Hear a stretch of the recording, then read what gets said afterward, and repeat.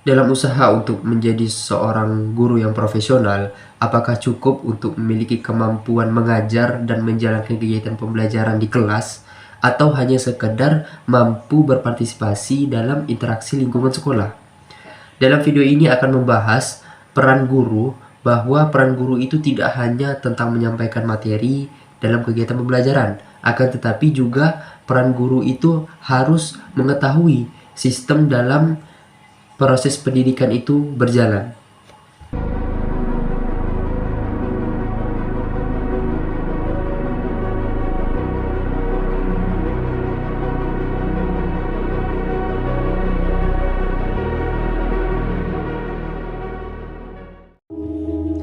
Assalamualaikum warahmatullahi wabarakatuh. Perkenalkan, nama saya Farel Kazim Minal Ghaiz dengan NIM 1240-2012.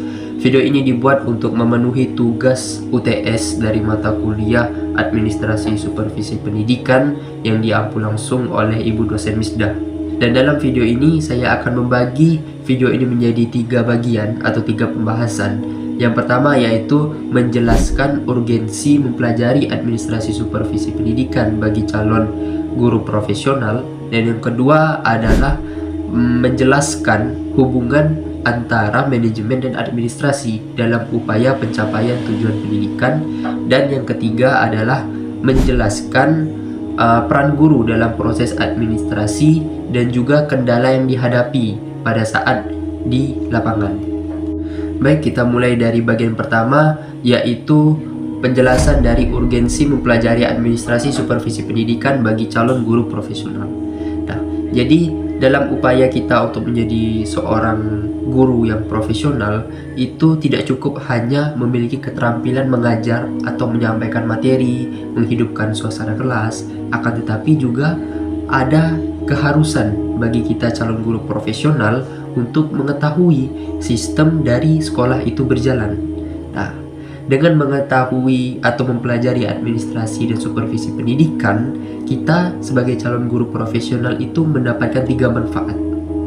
Manfaat pertama dari memahami administrasi dan supervisi pendidikan yaitu dapat mengetahui sistem kerja sekolah.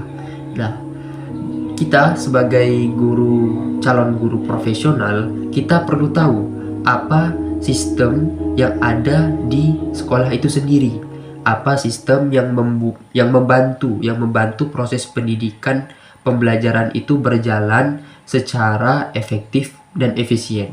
Nah, dengan itu adanya keharusan untuk setiap guru itu mengetahui alur-alur administrasi, yang dimana alur administrasi ini merupakan salah satu sistem yang membantu proses pembelajaran di sekolah. Apa saja itu alur administrasinya? Seperti perencanaan pembelajaran, pengelolaan kelas, pendataan siswa, laporan hasil belajar, sampai koordinasi kepada kepala sekolah. Nah, tanpa pemahaman terhadap alur administrasi ini, maka proses pekerjaan guru itu menjadi berantakan dan hasilnya menjadi tidak efisien, begitu. Manfaat kedua dari memahami administrasi dan supervisi pendidikan yaitu pengajaran lebih terarah dan terkontrol. Nah, cara untuk mendapatkan hasil pengajaran yang lebih terarah dan terkontrol itu tiap guru perlu mengetahui yang namanya supervisi. Nah, perlu kita ketahui bahwa supervisi itu intinya seperti pembinaan. Nah, jadi guru disupervisi agar kualitas pengajarannya itu lebih meningkat atau terus meningkat.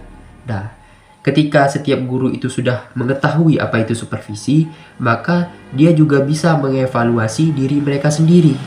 Nah, setelah mereka bisa mengevaluasi diri mereka sendiri, maka sudah pasti dia bisa memperbaiki RPP, metode mengajarnya, atau juga penggunaan media pembelajaran dalam situasi apapun.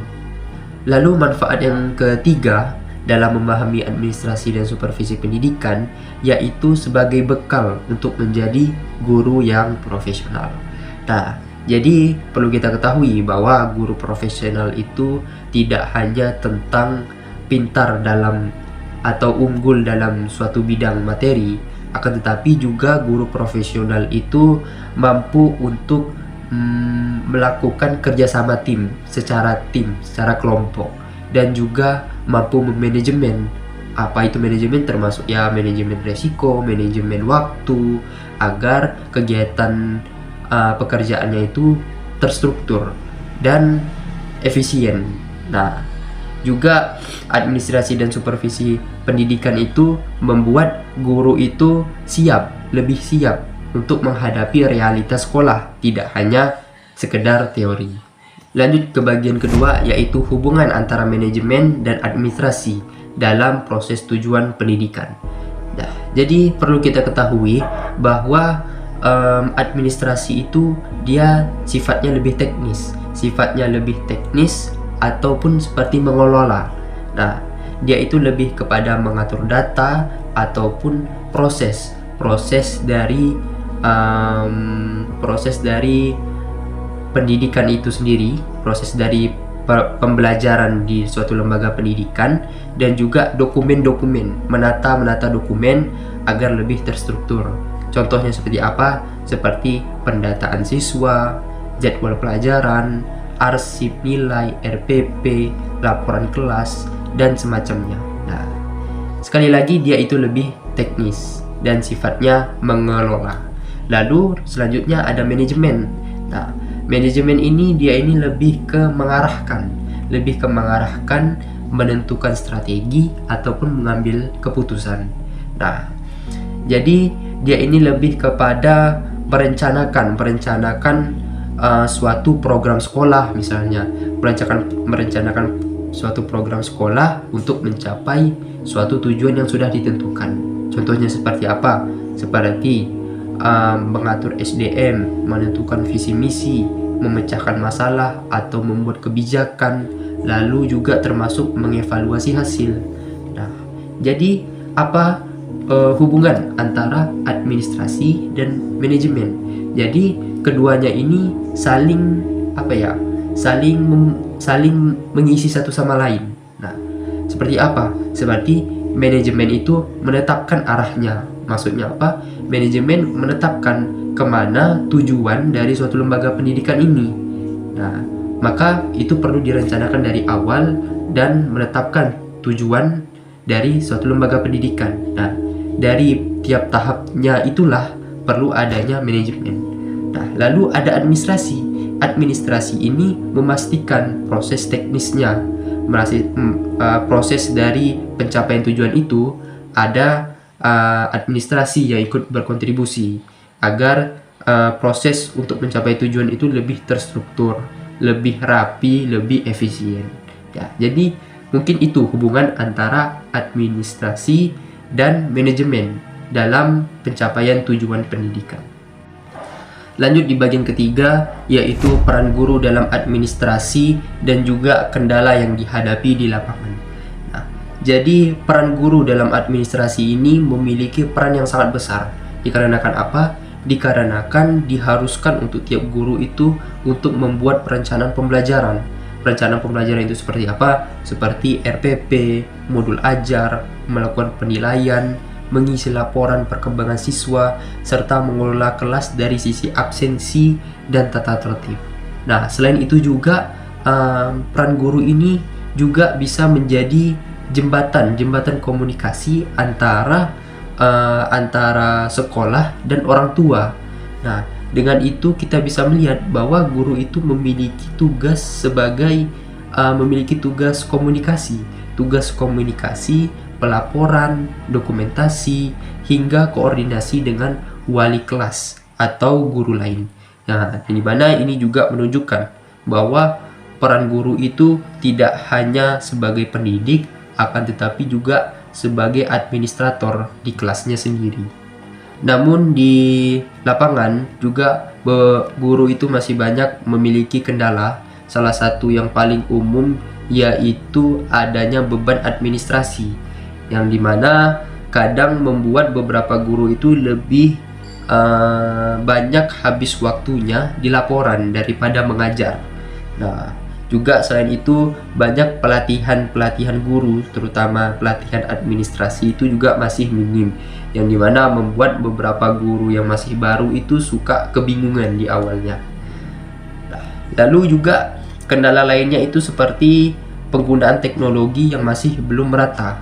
Nah, mengingat perkembangan teknologi di zaman sekarang ini sangat cepat ya, sangat cepat, akan tetapi persebaran fasilitas teknologi ini masih belum merata, terutama di tempat-tempat kegiatan pembelajaran atau di beberapa lembaga pendidikan, yang membuat beberapa guru itu masih belum bisa beradaptasi dalam penggunaan teknologi di kegiatan pembelajaran mereka di dalam kelas. Nah, juga ditambah lagi adanya koordinasi antar guru, yang dimana koordinasi itu kurang efektif, sehingga pekerjaan administrasi yang dimana harusnya itu mudah akan tetapi terasa agak memberatkan gitu.